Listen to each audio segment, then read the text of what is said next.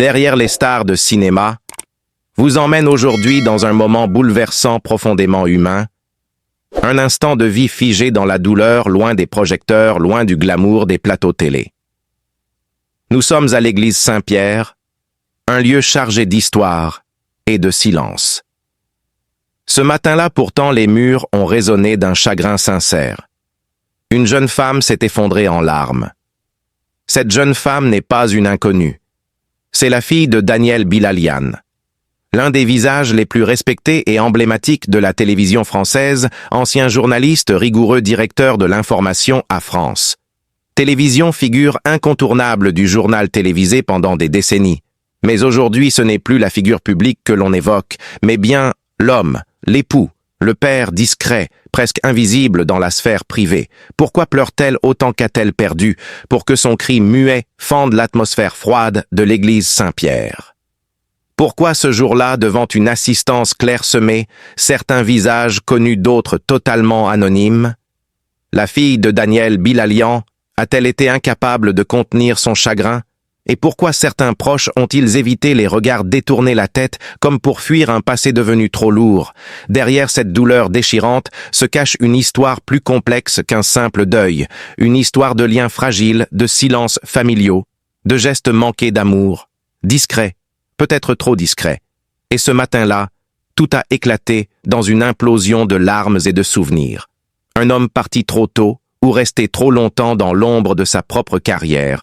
Une fille qui n'a pas eu toutes les réponses qu'elle cherchait. Une famille éclatée par le poids de l'image publique. Cette scène dans l'église Saint-Pierre n'est pas seulement celle d'une perte, c'est celle d'un adieu longtemps différé, d'un pardon silencieux et d'un chagrin qui n'a plus de mots. Nous allons ensemble remonter le fil de cette relation, explorer ce qui s'est réellement passé ce jour-là et comprendre ce que cache ce chagrin si profond, si intime, qu'il en devient presque sacré. Préparez-vous à découvrir l'envers du décor, à plonger dans une vérité qui ne se dit pas sur les plateaux télé, mais qui se lit dans les regards et se devine entre les larmes. Bienvenue dans Derrière les stars de cinéma, où chaque étoile a son ombre et chaque silence raconte une histoire. Ce matin-là, un voile de tristesse s'est lentement posé sur le parvis de l'église Saint-Pierre. Le ciel, d'un gris lourd, semblait s'accorder au silence pesant qui enveloppait les lieux. Les pas des invités résonnaient doucement sur les dalles froides. Quelques caméras discrètes, tenues à distance par respect, tentaient de capter la gravité du moment sans en troubler la pudeur. À l'intérieur, un banc, une jeune femme et des larmes que rien ne pouvait arrêter. Elle est là, seule, fragile dans sa douleur. Les épaules secouées par les sanglots, le visage noyé de larmes. C'est la fille de Daniel Bilalian, cet homme que des générations de Français ont écouté, soir après soir, livrer les nouvelles du monde avec calme et autorité. Mais aujourd'hui, il ne s'agit ni d'une édition spéciale, ni d'un reportage de guerre. C'est un adieu silencieux, intime, sans prompteur ni cadreur. Un adieu d'enfant à son père, un père peut-être distant mais toujours imposant. Derrière elle, les visages se figent. Certains baissent les yeux, d'autres prient en silence. On reconnaît quelques figures du PAF venues rendre hommage à l'un des leurs.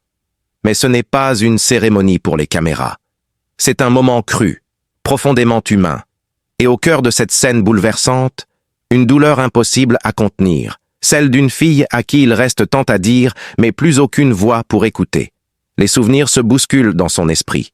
L'odeur du café trop chaud dans la cuisine, les silences autour de la table, les absences longues comme des hivers et ces rares instants où le regard de son père croisait le sien avec une fierté maladroite. Il n'était pas un homme de gestes tendres, pas un père de baisers ou de longues étreintes, mais il était là, à sa manière. Et aujourd'hui, c'est cette manière-là qui manque le plus. Elle se souvient de ses anniversaires où il rentrait tard, parfois après le gâteau, parfois pas du tout. De cette fierté secrète qu'elle ressentait pourtant chaque fois qu'on prononçait le nom Bilalian à la télévision.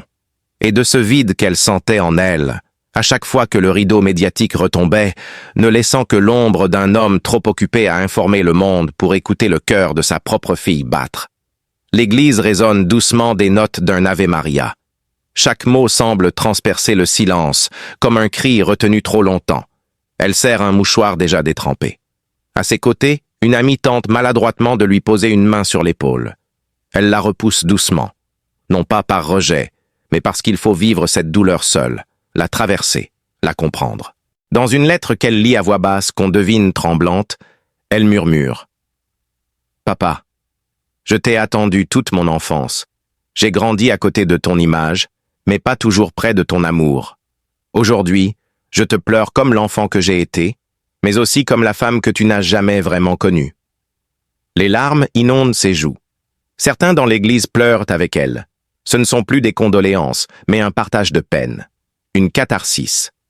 Et tandis que les cloches sonnent la fin de la cérémonie, elle reste assise, figée, incapable de se lever. Ce n'est pas seulement un cercueil qui quitte l'église, c'est une vie de non-dit, de regrets et d'amour silencieux qui s'éloigne, portée par le vent froid d'un matin d'hiver. L'image de cette fille dévastée, ses cheveux en bataille, ses yeux rougis, restera gravée dans l'esprit de ceux qui étaient présents. Parce qu'elle n'a pas pleuré un homme public.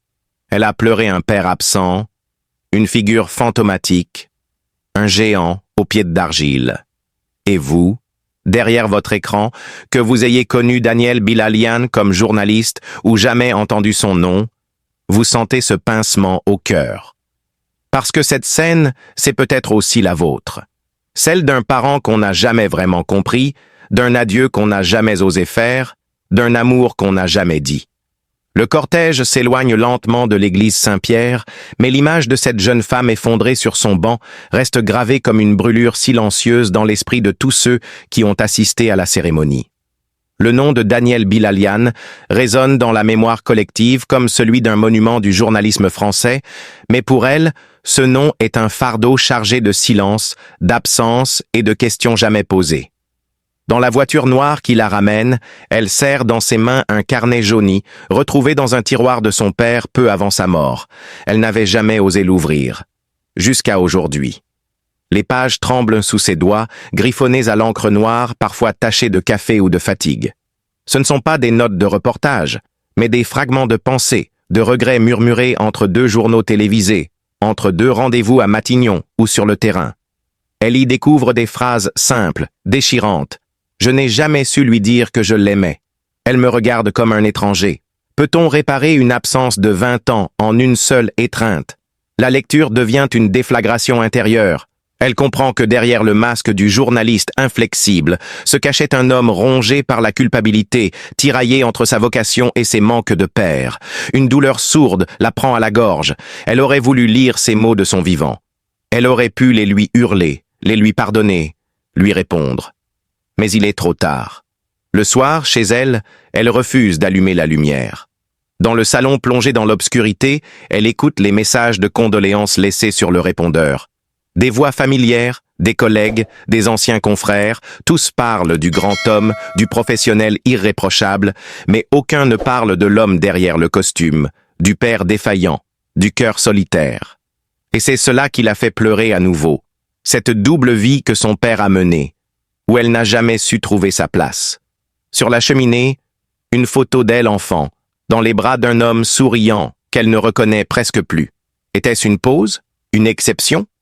Un moment volé à l'agenda surchargé de ses obligations? Elle ne sait plus. Tout vacille.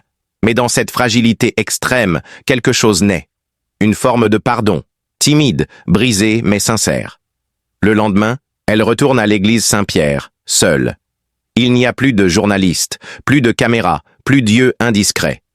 Elle s'assoit à la même place, laisse couler ses larmes en silence, puis dépose le carnet sur le banc, comme un message posthume, une offrande. Elle murmure simplement « Papa, tu n'as pas su être là, mais maintenant, je suis prête à te voir. » Dans les jours qui suivent, elle décide de sortir de l'ombre.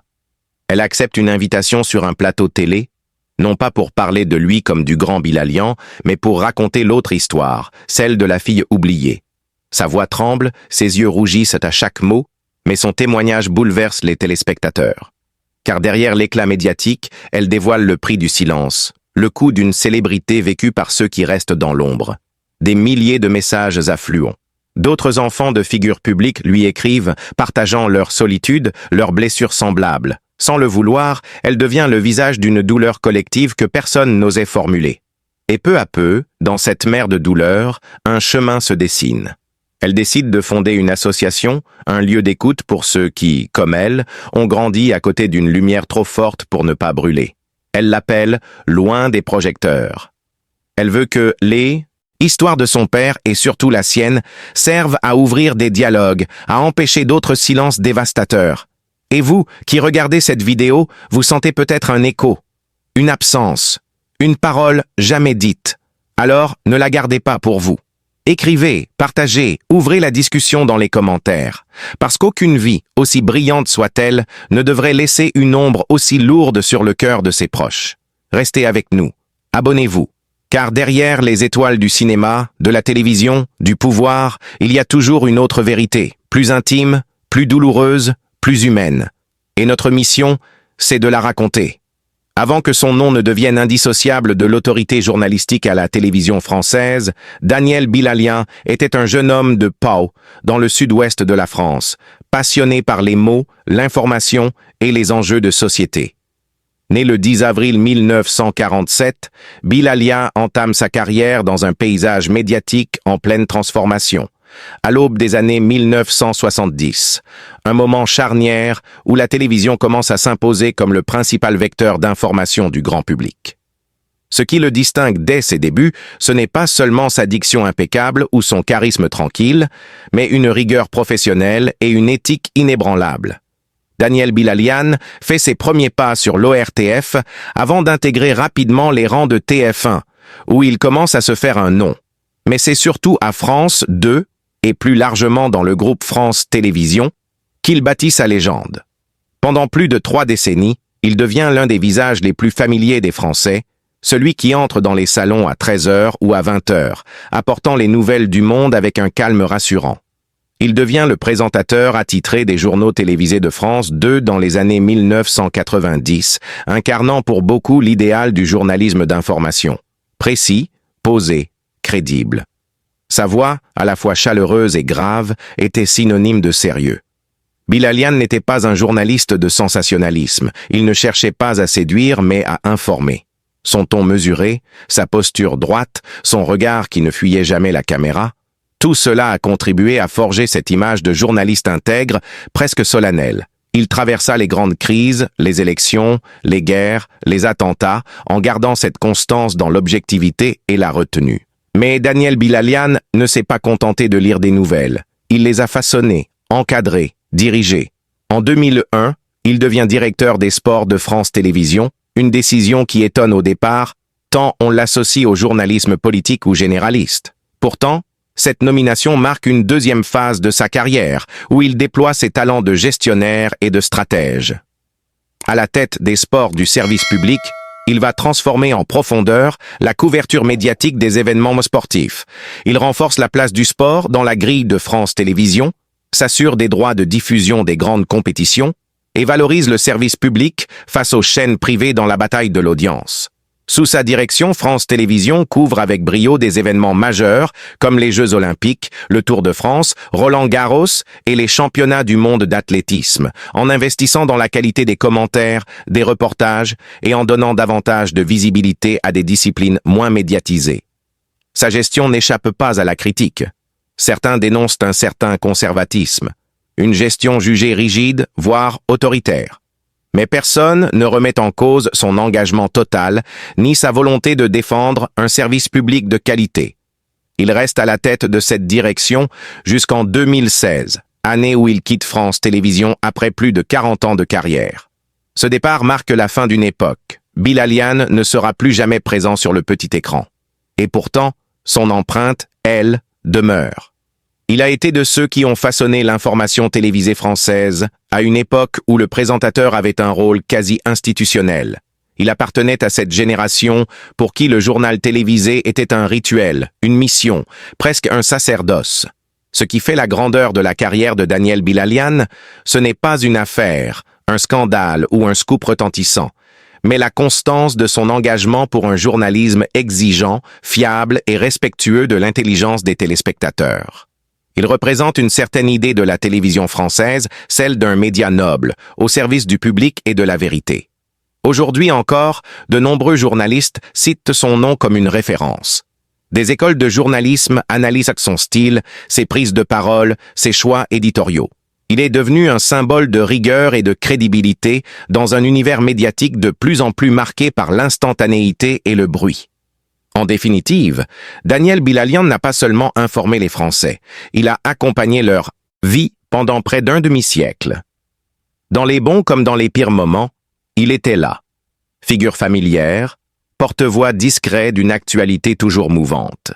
Sa carrière, c'est un pan entier de l'histoire audiovisuelle française, une trajectoire d'excellence à l'ombre de laquelle beaucoup rêveraient de se tenir.